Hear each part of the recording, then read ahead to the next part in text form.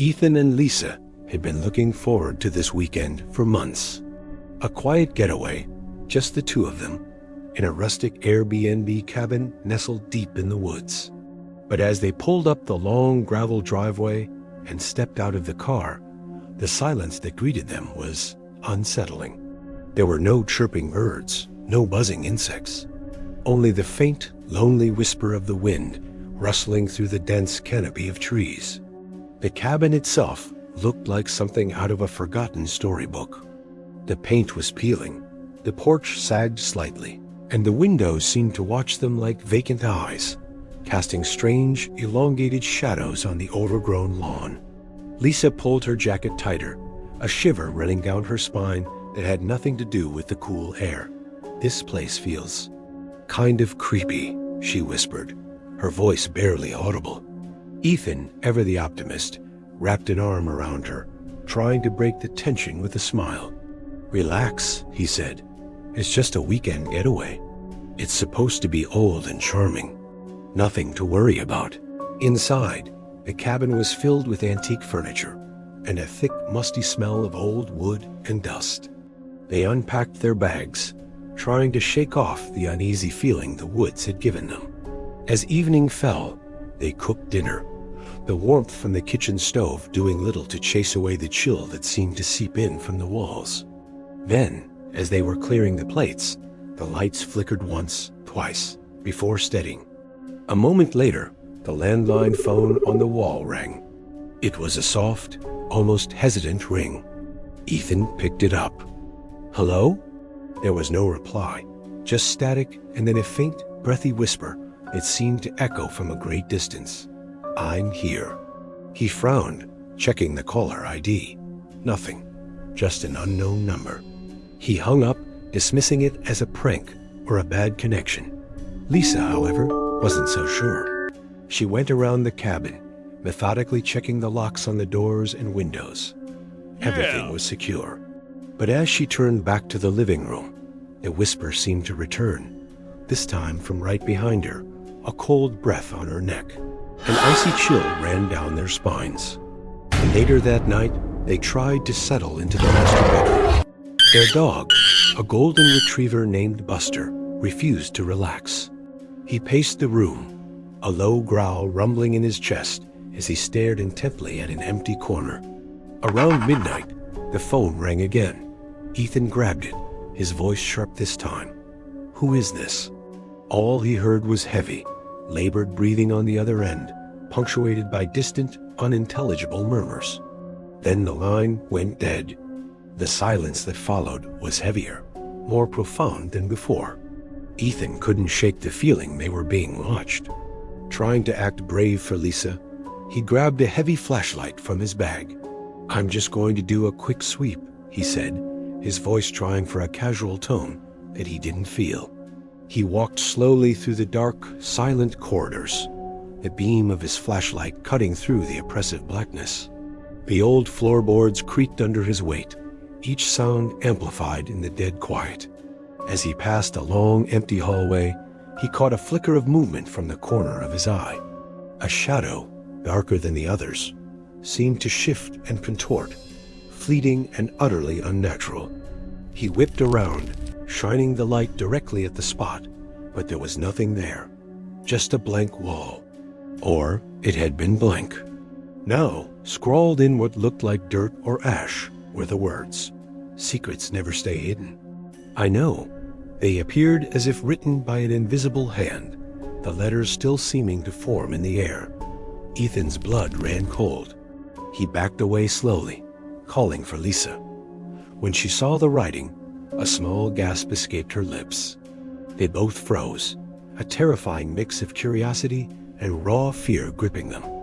It was no longer a question. Something or someone was already inside the house with them, waiting in the shadows. Neither of them slept that night. They lay rigid in bed, listening. Every creak of the old cabin sounded like footsteps approaching their door. Every gust of wind rattling the window panes sounded like scratching, like someone trying to get in. Buster stayed by their side, growling low and deep, his eyes fixed on the bedroom door. When morning finally came, the first rays of sunlight did little to dispel the oppressive atmosphere. The air felt heavier, almost alive, pressing against their skin like a physical weight. The dog refused to leave the bedroom, backing into the corner and growling at the shadows that still seemed to cling to the walls, even in the daylight. Lisa tried to rationalize it, to convince herself it was all just the frayed nerves and an overactive imagination. "It's an old house, Ethan. Old houses make noises," she said, her voice trembling slightly. But then she noticed something that made her heart stop. She was standing in front of the ornate, full-length mirror at the end of the hall, and the reflection was wrong. Every mirror in the cabin, she realized with dawning horror, reflected the room differently. In the hall mirror, the corridor behind her stretched on into impossible, distorted lengths. The bedroom door, only a few feet away in reality, seemed miles away in the reflection. And worst of all, faint, hazy silhouettes moved just behind the reflected figures in the glass, even when they were standing perfectly still. That was the final straw. "We're leaving," Ethan declared, his voice firm. They threw their belongings back into their bags with frantic haste, not caring about neatness. They just had to get out. They rushed to the car, the silence of the woods pressing in on them again. Ethan turned the key in the ignition. The engine coughed, sputtered, and then died. He tried again, and again. Nothing, just a sickening click. Panic, cold and sharp, began to claw Ethan's chest. Lisa pulled out her phone, her fingers fumbling. No signal. Not a single bar. Nothing worked. It was as if the woods themselves had swallowed the cabin whole, isolating them, cutting them off from the rest of the world completely. As the afternoon sun began to dim, casting long, menacing shadows across the yard, the whispers returned. At first, they were soft, insidious, seeming to come from the trees.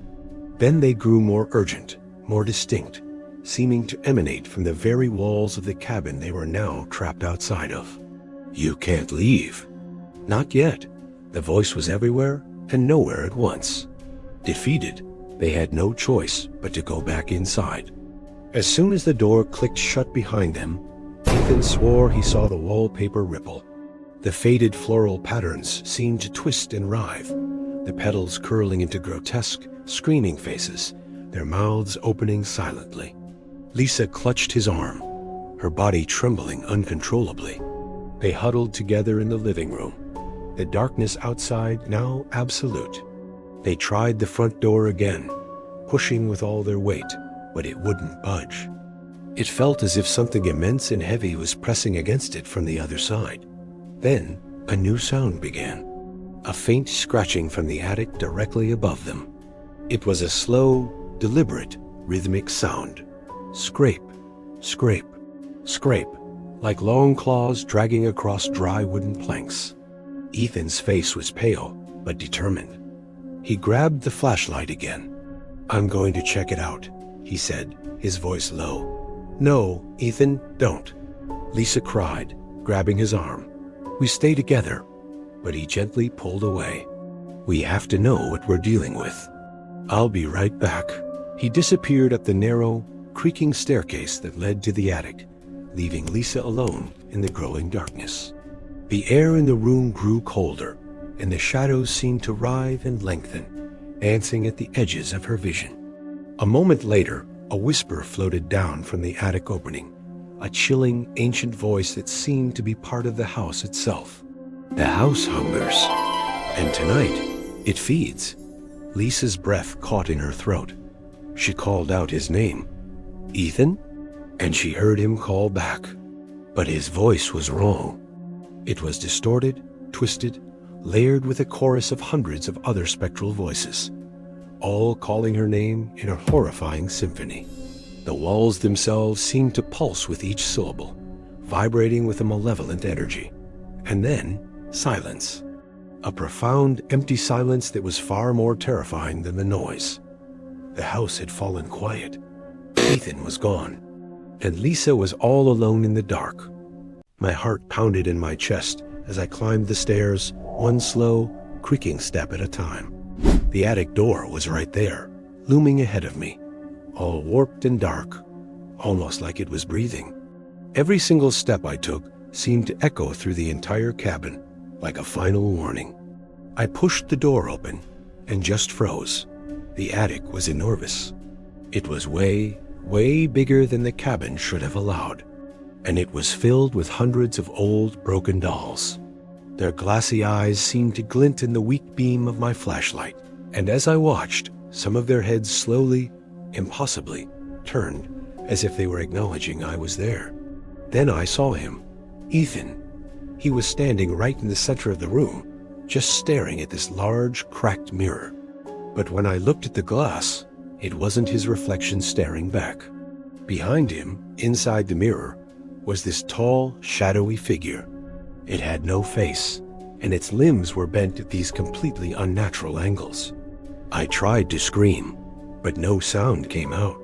It was like the attic itself had swallowed my voice. Ethan turned to face me. His eyes were wide, but they were hollow, empty.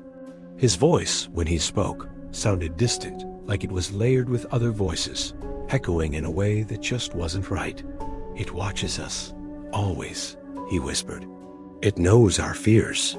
It feeds." And then, all at once, the dolls' heads snapped toward us. All of them, at the exact same time. Their mouths opened in these silent, horrifying screams. The air in the room got thick, almost solid, and I felt this invisible hand press hard against my chest. I staggered backward, barely holding onto the flashlight, as shadows started slithering along the walls, forming faces that weren't there a second ago. The whisper came again, but this time it was louder, almost a shout. "You cannot escape." Ethan lunged forward, trying to pull away from the mirror's grip, but his legs just froze in place. I grabbed his arm, yanking him backward with all my strength. As I did, the shadowy figure in the mirror recoiled, melting into the corners of the attic like smoke. The attic door slammed shut behind us, and my flashlight flickered. In the dim, dying light, I saw that the dolls were gone, but the mirror was still there. And now, it was reflecting dozens of hands pressed against the glass from the inside, reaching out for us. It was then that I realized, with this chilling clarity, that the cabin didn't just trap people. It trapped pieces of them. And that mirror, it was one of its devouring portals. A final whisper cut through the room, icy and triumphant. "Soon, your fears will join the others." Ethan and I just looked at each other, terrified. We knew the cabin wasn't done with us, and the night was far from over. The cabin's walls groaned, a deep, guttural sound, like a living thing stretching and bending in the dark. We barely had a moment to catch our breath before a low whisper slithered through the room. "You can't hide. The house knows." Every shadow seemed to flicker with movement, alive with a purpose I didn't want to understand.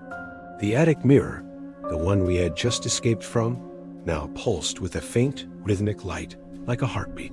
Faint silhouettes of people were pressed against the glass, their faces twisted in silent agony. My stomach turned. I realized the mirror wasn't showing us the present. It was showing us the fate of everyone who had come here before us.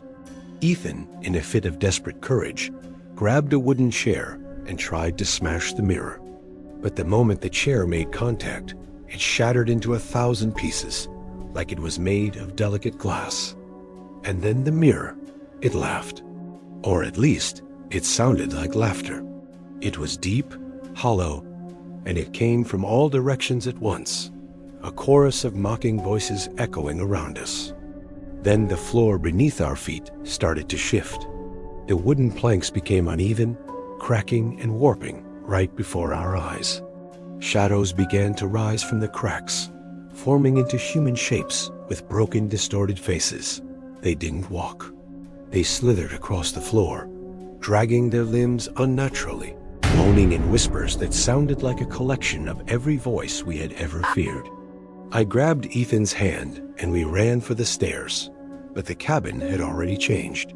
The hallway we had just come down now stretched on, seemingly endless. Doors began appearing where there had been only solid walls, and each one whispered our names, calling to us, inviting us in. One door was slightly ajar, and as we ran past, I caught a glimpse inside. The room was filled with photographs. The faces of people who had vanished in this cabin lined the walls, from floor to ceiling. But the eyes in every single photo moved, staring directly at us. Then, a single photograph on the floor slid upright on its own. It showed both of us, me and Ethan, smiling, but our eyes were hollowed out, screaming silently. A sudden, violent gust of wind slammed the door behind us, plunging us back into the dim hallway. I screamed as Ethan was yanked backward by an invisible force, vanishing into the darkness. I lunged for him, my fingers clawing at his arm, but it was like grabbing at air. The cabin was alive, and it didn't want to let us leave.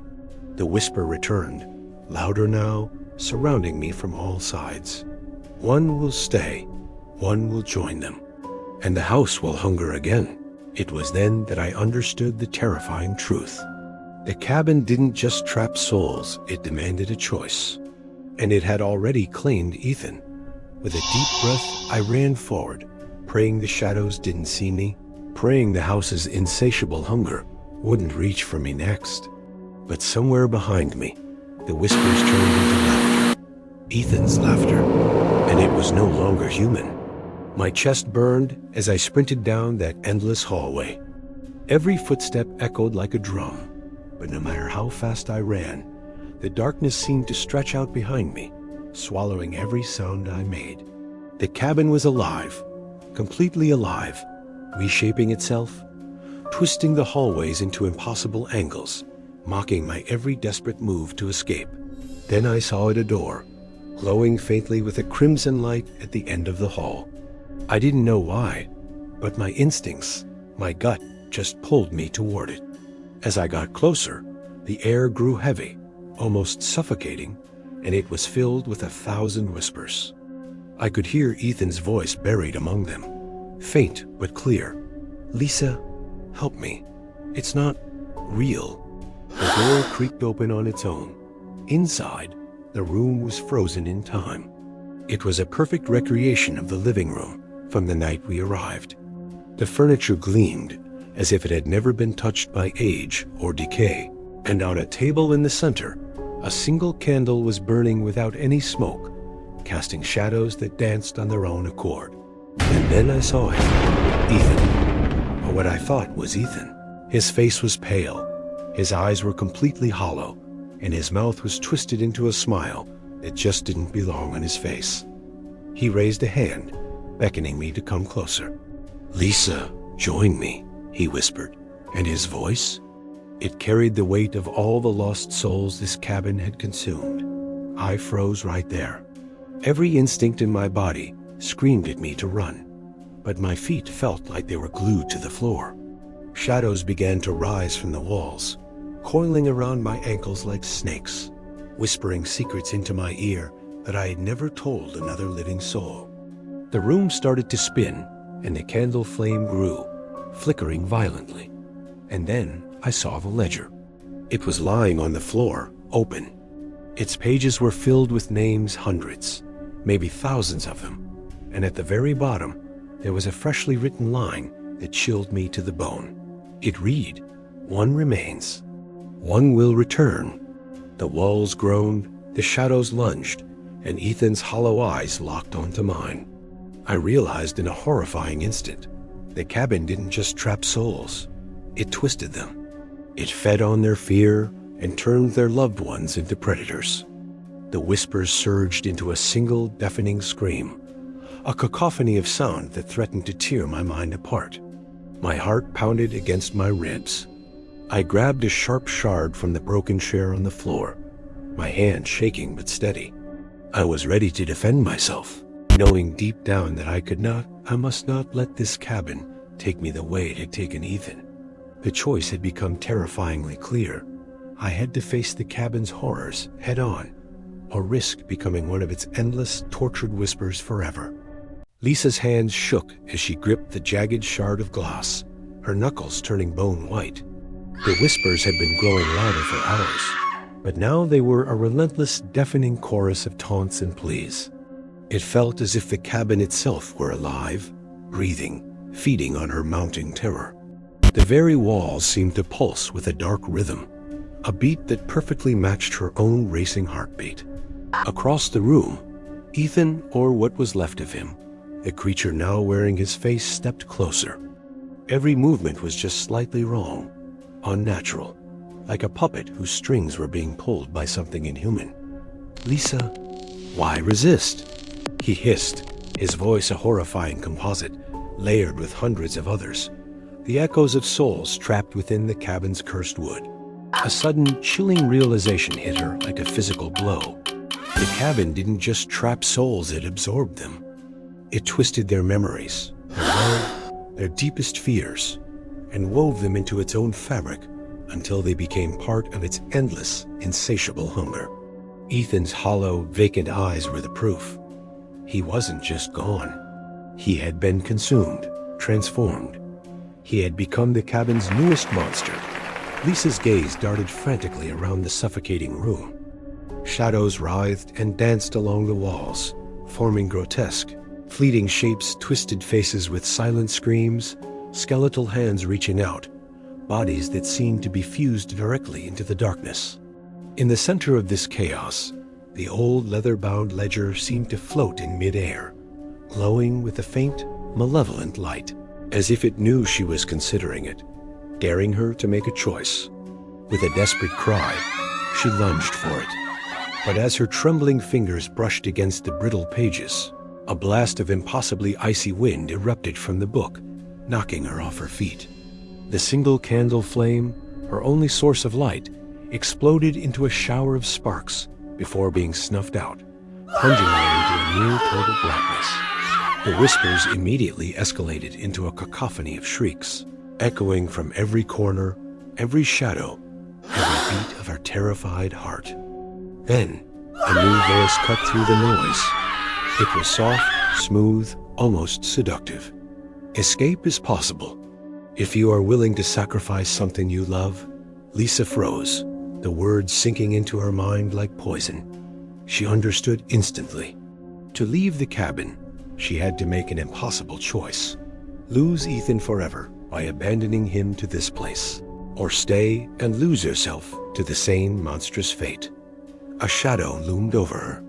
Ethan's figure, barely visible in the gloom, began to split and multiply, becoming a swirling vortex of hundreds of faces, all screaming, all crying, all reaching for her with phantom hands.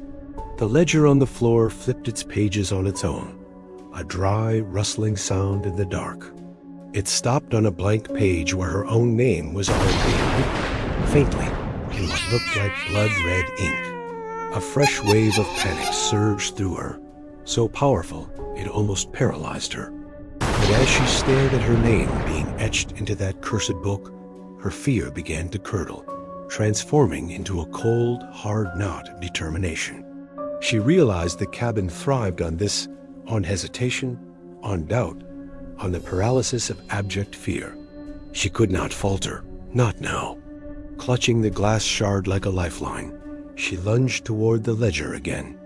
But just as she was about to reach it, she saw something else. A door. Behind the floating book, a door had appeared where only a solid wall had been moments before.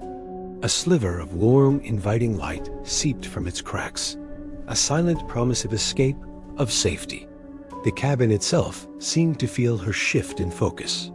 It shrieked in fury, the walls bending and groaning around her, the shadows stretching into long, grasping talons, trying to pull her back into the darkness. Lisa had to make a split-second decision. Ignoring the pleading voices of Ethan, ignoring the pull of the ledger, she ripped her hand away and sprinted toward the light. The shadows lunged, the whispers screamed, and the very ground beneath her feet twisted and buckled, trying to swallow her whole. With one final desperate leap, she slammed her body through the door, and the world went silent. She hit the ground hard, the impact knocking the wind out of her. Cold earth, damp leaves, the sharp, clean scent of pine. Night air burned her lungs as she gasped for breath, her body trembling uncontrollably. For one brief, fragile moment, she allowed herself to believe she had escaped. She scrambled to her hands and knees and looked back. The cabin stood behind her silent, dark, and utterly ordinary. Too ordinary. There were no whispers, no writhing shadows, no screams. And somehow, that perfect, unnatural silence terrified her more than the chaos inside ever had. She staggered to her feet, her heart still hammering against her ribs like a trapped bird. She scanned the tree line, her eyes straining in the dark. The woods felt wrong. Everything was too still, as if the entire forest was holding its breath, watching her. The phone buzzed in her pocket. The sudden vibration made her yelp.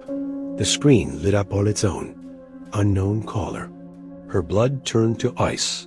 She didn't answer, her thumb hovering over the decline button. The phone stopped, then immediately started ringing again. And again. On the fourth ring, the screen changed. Missed calls. 47. Her hands were shaking so violently she could barely hold the phone. Backing away from the cabin, her heel caught on something. She looked down and saw footprints in the soft, dirt-bare footprints, circling the spot where she stood, overlapping, leading nowhere and everywhere at once. A whisper brushed against her ear, so close she felt a puff of cold air. Not from the cabin, from the woods right beside her. Leaving doesn't mean you're free. She spun around, a scream catching in her throat. There was nothing. Only the tall, black, silent trees, standing like sentinels, watching her. Her phone vibrated violently in her hand, and this time, the call connected on its own before she could react. Ethan's voice poured through the speaker. It wasn't distorted. It wasn't monstrous. He was crying. "Lisa, it followed you." Her knees nearly buckled. As she looked up, the trees began to move. Not swaying in the wind stepping, their branches bent like bony joints. Shadows detached from their trunks, sliding across the forest floor like pools of ink, all moving toward her. The ground itself began to pulse beneath her feet, a slow, hungry beat, as if the land itself now shared the cabin's hunger. She ran. She didn't know where she was going. She just ran blindly through the suffocating darkness of the woods. But the forest worked around her. Paths looped back from themselves. Trees shifted to block her way. Every direction she took, every path she chose, seemed to lead her right back to where she started. No matter how far she thought she'd gone, the cabin was always there, waiting just ahead, patient and inevitable. The phone buzzed one final time. It wasn't a call. A text message appeared on the glowing screen. "You can leave the house. The house never leaves you." Behind her, the cabin door creaked open with a slow, welcoming groan. And in that horrifying moment, Lisa finally realized the truth. The escape wasn't the ending. It was just the beginning. And whatever lived in that cabin was no longer confined to its walls. Lisa burst through the tree line, her lungs on fire, her legs screaming in protest. She stumbled onto a narrow road, a single flickering streetlight ahead. It felt like salvation, a sign of civilization. But as she got closer, she froze. The road just ended.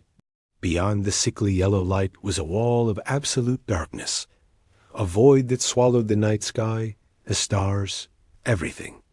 It felt solid, pressing against reality itself. Her phone buzzed in her pocket, a frantic vibration against her thigh. She'd been ignoring the calls, but this time, in a moment of pure desperation, she answered. The line was dead silent. No breathing, no whispers, just an oppressive emptiness. Then a voice crackled through the speaker, a voice that sent ice through her veins. It was her own. "You chose wrong." In that exact instant, the streetlight above her shattered. Glass rained down like frozen tears, as shadows surged from the void. They weren't just shadows. They were taking shape, forming figures that were almost human, but nightmarishly wrong. They had no faces, just smooth, stretched skin where eyes and mouths should have been. They formed a silent, wide circle around her, their presence a suffocating weight. Then the ground beneath her feet cracked open. From the fissures, a cacophony of voices erupted, dozens, hundreds of them. People begging, screaming, laughing with a chilling, hysterical edge. She recognized some voices from the old photographs back in the cabin, the forgotten victims. But others were terrifyingly familiar. Family, friends, Ethan. Her phone screen lit up again, not with a call, but with a live video feed. She was looking at herself, but not the her that was standing on this broken road. It was her, back inside the cabin, standing in front of that tarnished mirror. Her eyes were hollow, vacant, and a slow, grotesque smile was spreading across her face. Reality twisted and buckled.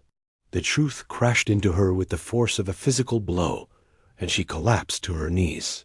The cabin didn't need to drag you back. Once it marked you, it didn't just haunt you.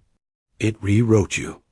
Layer by agonizing layer, it created a duplicate, a hollow shell, until you existed in two places at once, your true self lost in the process. The faceless figures stepped closer. One of them reached out and touched her shoulder. Its skin felt cold and damp, like rotting wood. "You opened the door," it said, its voice echoing inside her head without a mouth to speak from. "Now the house walks through you." Her memories began to fracture and slip away. Her childhood home, the warmth of her mother's face, the sound of her own laughter, it all started to feel distant, like a story she'd read about someone else. The cabin was feeding, hollowing her out from the inside, consuming her history, her very essence.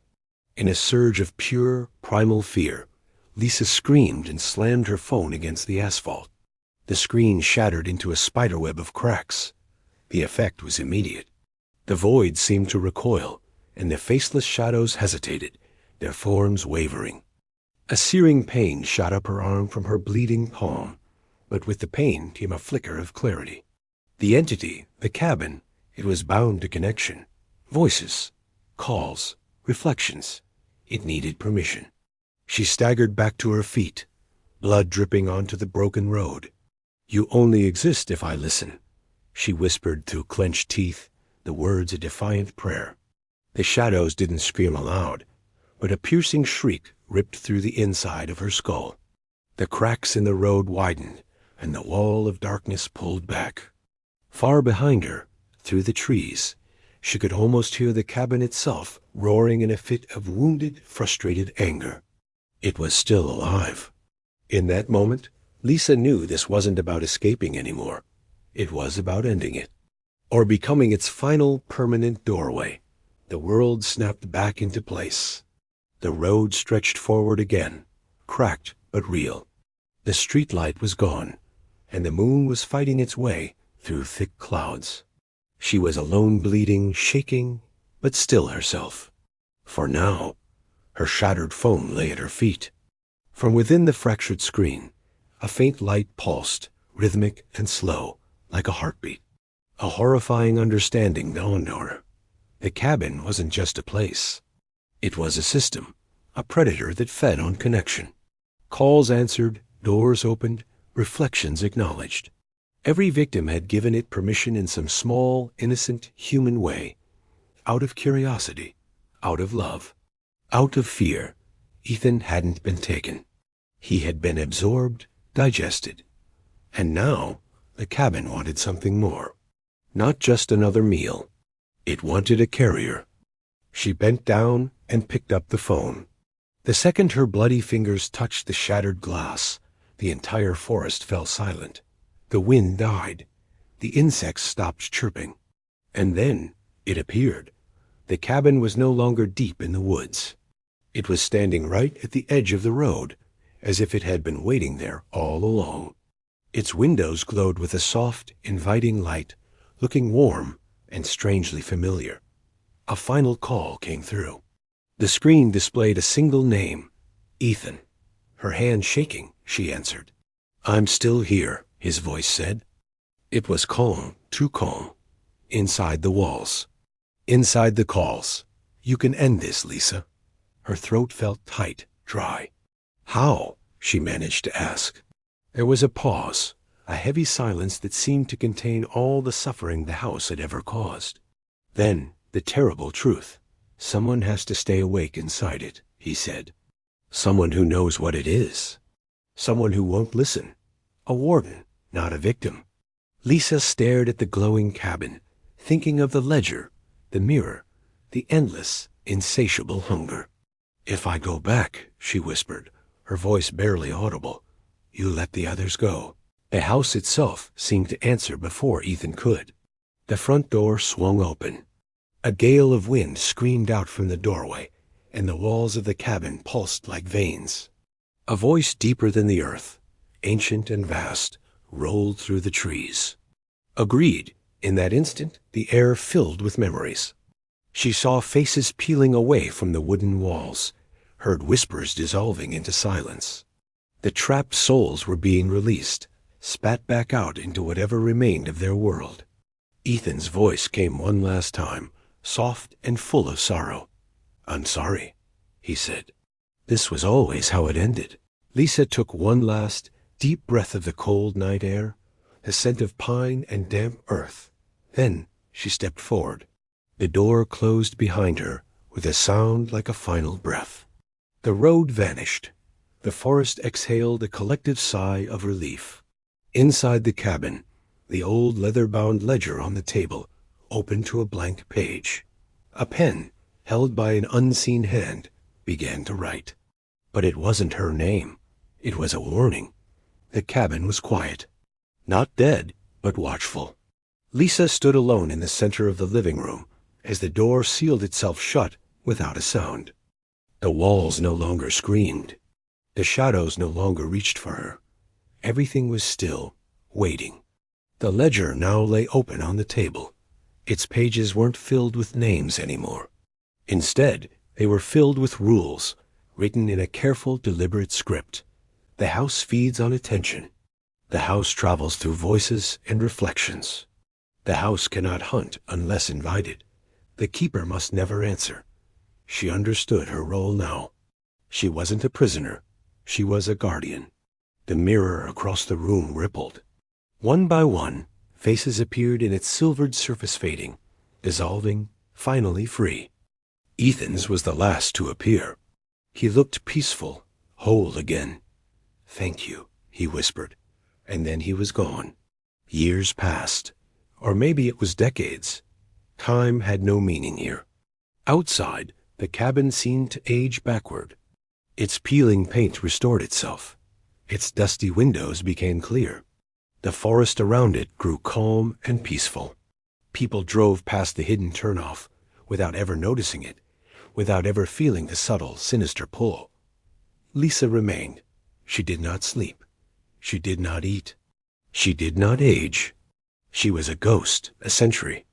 Every time the phone rang with the voice of a lost hiker or a curious teenager, she let it ring.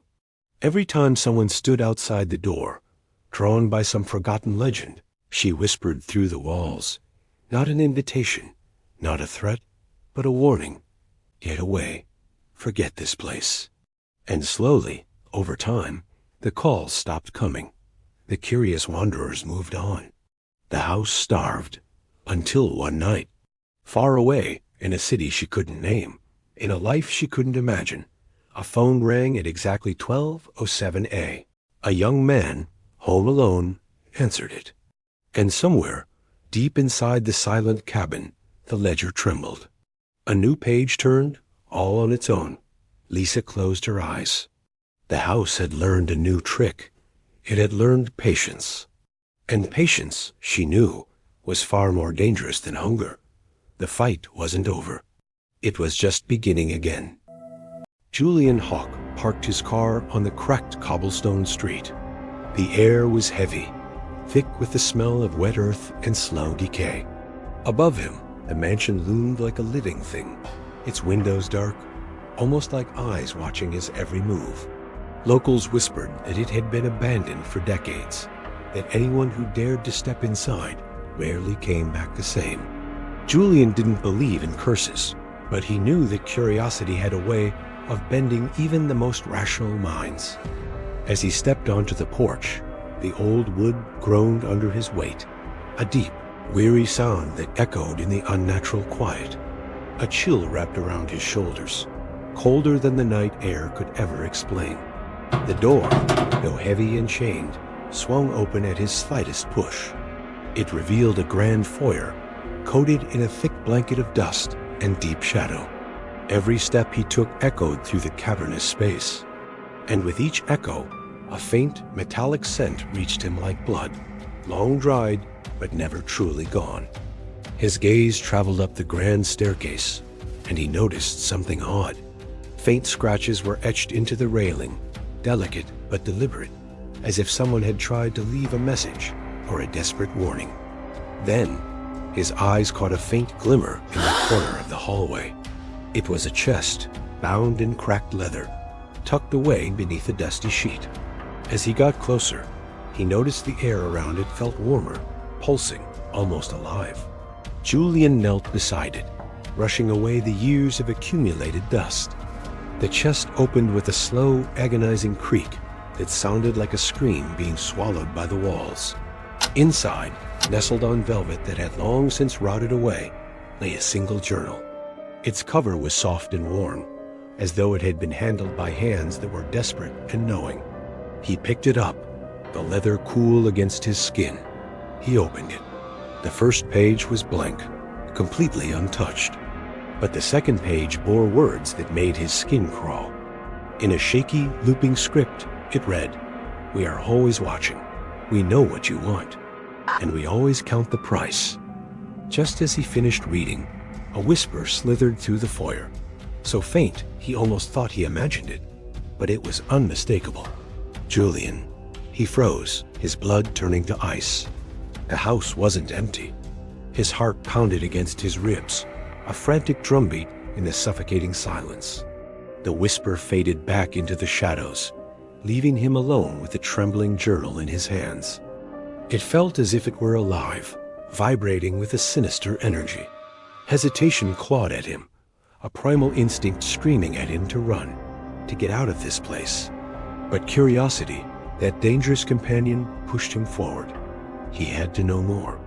With a deep breath, he flipped the page.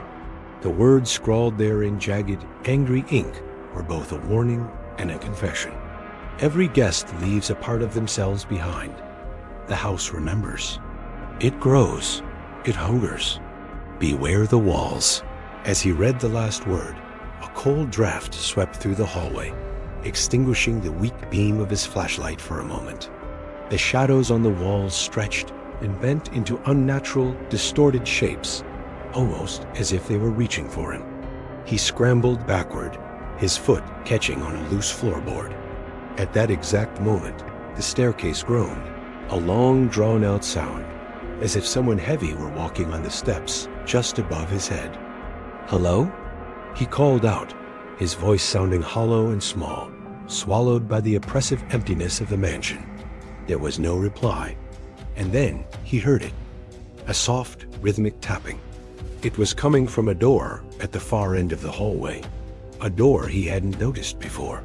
Unlike everything else in this decaying house, the wood was polished and smooth, completely untouched by dust or time. Julian's curiosity now battled with a rising tide of fear. He approached the door, each footstep echoing like a drumbeat, counting down to something terrible. When he finally reached it, the tapping stopped abruptly. He pushed the door open. Inside, the room was wrong. It pulsed with a strange energy, a feeling of life or something that mimicked it. The walls were covered, from floor to ceiling, with hundreds of names, dates, and strange, unsettling symbols carved directly into the wood. Some looked fresh, the letters sharp and clear. Others were brittle with age, faded and almost illegible. In the center of the room, a single wooden chair faced the wall. and on that chair sat another diary, this one radiating a noticeable warmth, far warmer than the one he'd found in the foyer. The whisper returned, this time right beside his ear, intimate and terrifyingly clear. You shouldn't have come here, but since you have, you belong to the ledger now. The room seemed to tilt. The walls expanded and contracted, breathing in and out like a giant loan. He glanced at the window, and the shadows outside were shifting impossibly. The trees and the moon rearranging themselves in the sky, as if the mansion itself was changing its very structure. Julian's fingers shook uncontrollably as he reached for the new diary. He opened it. The ink inside was still wet. The ledger is endless. The walls take what they need. You will see them soon, all of them. And when you leave, someone else will take your place. Suddenly, the single whisper became a chorus. Hundreds of voices overlapped, rising from the very walls around him. Some cried in agony. Some laughed with a chilling, manic glee. And some, the worst ones, called his name over and over again. Panic, raw and absolute, clawed at his throat, but he couldn't leave. He felt the house pulling at him, a physical force tugging him toward the wall with the carved names. And then he saw it. A new inscription, glowing with a faint, sickly light. It was his own name, Julian Hawk. He tried to run, to tear himself away, but the floor rippled like liquid, swallowing his feet, holding him in place. The walls closed in, breathing, pulsing. Faces began to appear in the wood grain-twisted, screening faces, their mouths opening silently, their eyes wide and pleading. Julian finally screamed, a raw, desperate sound that was immediately swallowed by the house, leaving only silence. The diary slipped from his numb fingers and slammed against the wall, its pages flying open like birds escaping a cage. As they fluttered to the ground, new words appeared on the walls in fresh, wet ink. Stay or join them. The chair in the center of the room spun on its own, its legs scraping against the floor. Julian stumbled back, crashing into it and falling to the floor. The walls seemed to move closer, suffocating him. He saw hands, thin, pale, ghostly hands emerging from the carved names on the wall, reaching for him. Every face, every disembodied voice whispered his deepest fears, his darkest secrets, the moments of his life he thought no one else could possibly know. The house was feeding on him, consuming his very soul. And then, in the center of the room, a shadow detached itself from the wall. It grew, becoming taller than him, a featureless silhouette with eyes like hollow mirrors that reflected his own terror. It extended a long skeletal hand toward him. It's too late, it said, its voice 1,000 voices speaking as one. The ledger is full. Now, you are part of it. The walls rushed forward, swallowing him whole. The room fell silent. Only the diary remained, lying open on the chair, its pages now completely blank. Except for one single line written in fresh ink. Another visitor has arrived. And in the suffocating quiet, the house waited, patient, eternal, and hungry. The mansion exhaled, a hollow sigh that settled in the empty spaces. Outside, the wind had died down, carrying no sound, only the imagined rustle of pages flipping in a forgotten diary. Inside, the room felt colder, darker than it had just moments ago. Julian was gone, but the air still vibrated with the ghost of his final scream, a silent echo that clung to the walls. And then, a new sound, the soft, deliberate creak of the front door swinging inward. Another visitor had arrived. Maybe they were drawn by the dark rumors that clung to this place like ivy, or perhaps by whispers passed from one thrill-seeker to another. Or maybe, just maybe, it was fate itself that guided their steps to this decaying threshold. They paused, their hands still on the cold iron of the door handle, sensing it immediately, a presence, a palpable weight pressing down on their chest, making each breath a conscious effort. The grand foyer was empty, coated in a thick layer of dust that swallowed the dim light filtering through the grimy windows. But their eyes were drawn to a single object on a small table in the center of the room. The diary. It lay open, its pages exposed as if it were expecting them, waiting for them. As they took a hesitant step forward, something shifted. The walls seemed to breathe, contracting and expanding in a way that was almost imperceptible. New corridors, dark and foreboding, began to carve themselves into the architecture, twisting into impossible shapes that hadn't existed a moment ago. The visitor blinked, thinking it was a trick of the light, but the feeling of being watched intensified. Looking closer at the dark wood paneling of the walls, they saw something gleam faintly. Names, hundreds of them, etched into the grain of the wood, each one a silent testament. One name stood out, its letters looking fresh, almost wet, as if carved just moments before. Julian. It was both a warning and a lure, a promise of what lay deeper within these walls. The visitor's gaze fell upon the velvet chair where Julian had last sat. The diary on the table trembled, its pages fluttering as if caught in a sudden breeze, urging them forward, inviting them closer. A whisper seemed to rise from the very wood of the house, a low and insistent murmur that coiled around them. The ledger waits, it seemed to say. Every soul fuels its hunger. You will see. You will understand. You will stay. Fear, cold and sharp, rooted them to the floor. Their own heartbeat became a deafening drum, echoing through the newly formed corridors, a frantic rhythm against the suffocating silence. Shadows flickered at the edges of their vision, stretching and bending into unnatural shapes, forming figures that defied logic. They tried to back away, to retreat to the safety of the open door, but it was too late. The mansion had already begun to move. Doors materialized where solid walls had been just seconds before. Hallways twisted upon themselves, trapping them inside an ever-changing labyrinth of names and forgotten faces. The path back to the entrance was gone, swallowed by the house's insatiable appetite for new guests. Panic began to bubble up in their throat.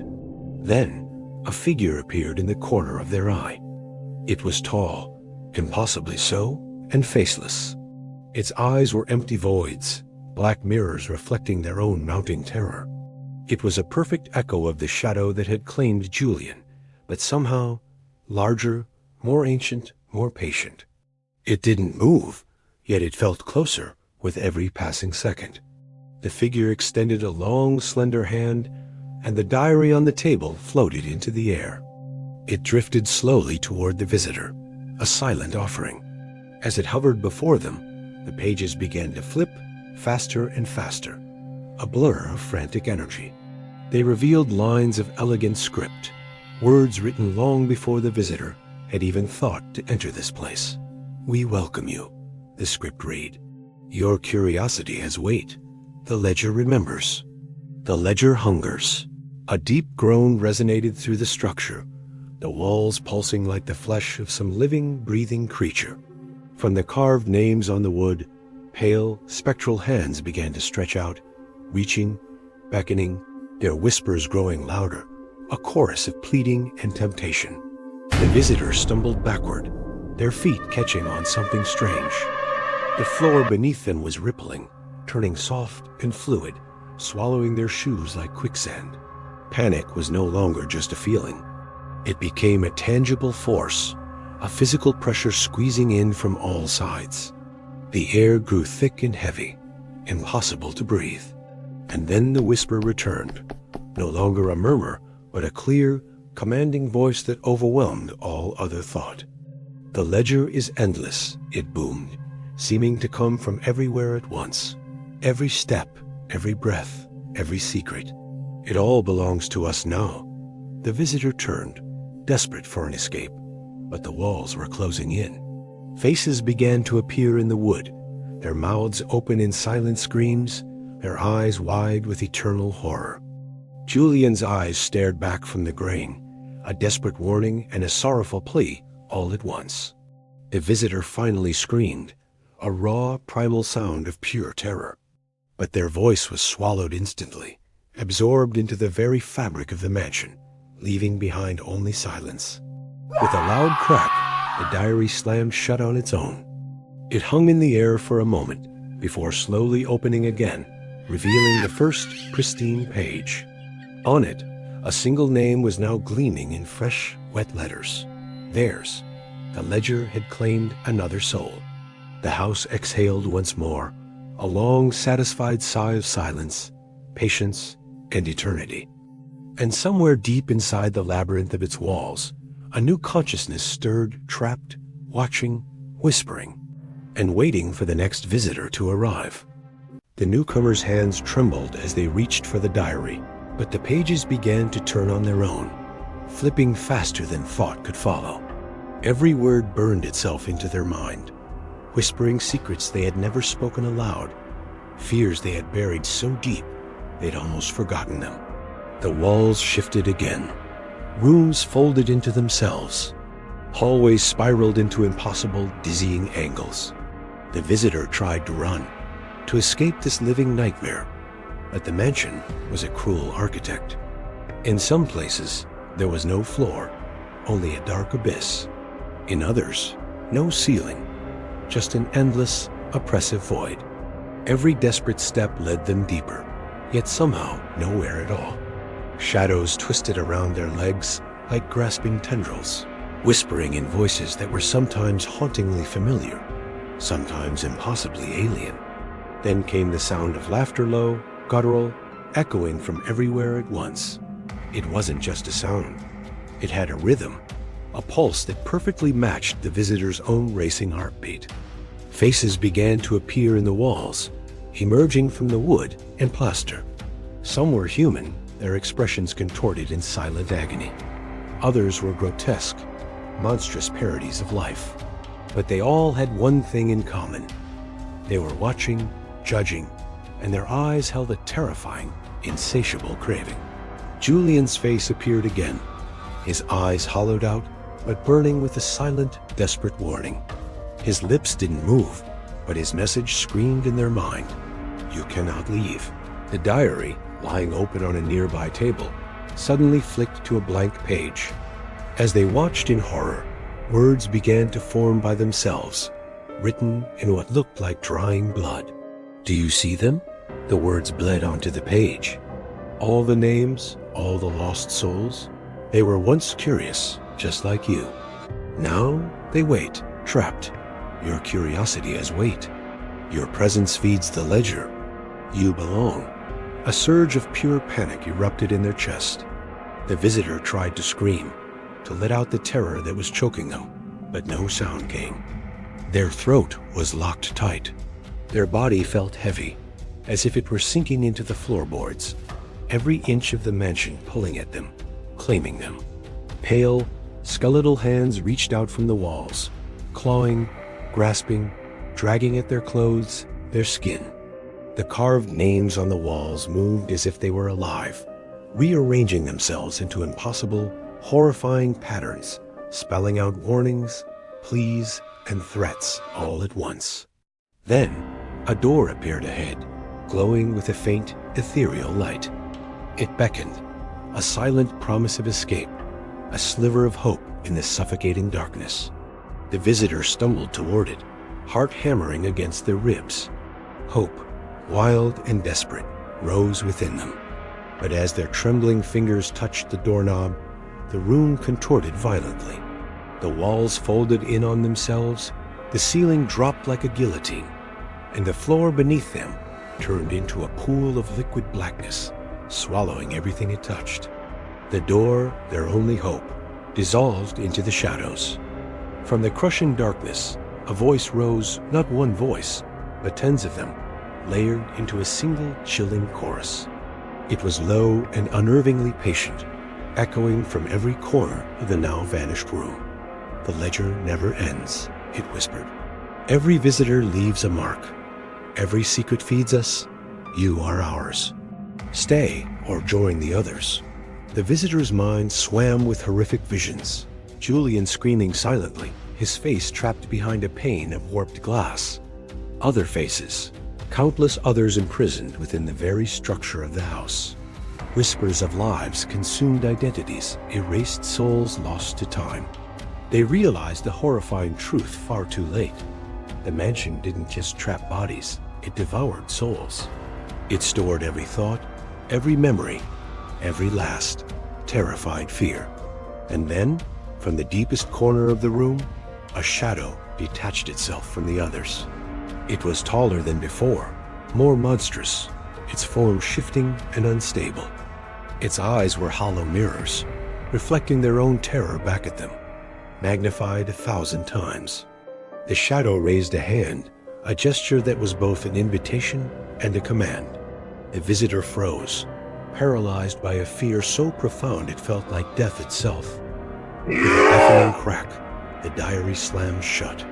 The walls trembled, and the carved names writhed and rearranged themselves, now including the visitor's own name, written in their own distinct handwriting, their deepest secrets spilling out into the eternal ledger. "You belong," the shadow whispered, and the mansion took a deep, rattling breath. The visitor disappeared. Silence fell. The mansion waited, patient, eternal, hungry. The house exhaled, a low, grating sound like stone grinding against bone. Every wall pulsed with a sickening, lifelike rhythm, dark veins crawling across the wood and plaster. From the shadows, dozens of hands emerged, pale and trembling, reaching for the latest soul the house had claimed. The visitor's consciousness flickered, not in their own body, but trapped in a void of memories that were not their own. They felt Julian's terror, heard the disembodied screams of other guests, and buckled under the suffocating weight of 100 lost lives. Every thought felt borrowed, every fear was magnified, and every regret was whispered back at them with cruel, mocking clarity. Another doorway appeared, a promise, a beautiful, tempting lie. Beyond it, a faint light shimmered, warm and inviting, a beacon of home and safety. The visitor's consciousness, what was left of it, lunged toward it, desperate, clinging to that sliver of hope. But the mansion was smarter now. It had learned from their last attempt. The floor gave way without warning, and they fell into a cavern of mirrors. Endless reflections of themselves stretched into infinity, each face twisted in a unique agony. Some wept silently. Some screamed without a sound. Some smiled with a chilling, mocking grin. Then the shadow appeared again, larger than any human shape could ever be. Wings of pure darkness stretching across the vast room, its hollow eyes reflecting the visitor's every fear back at them. It spoke, but this time, no words were formed, only pure, terrifying understanding that flooded their mind. The ledger, the names, the walls, it wasn't just a record. It was the mansion itself.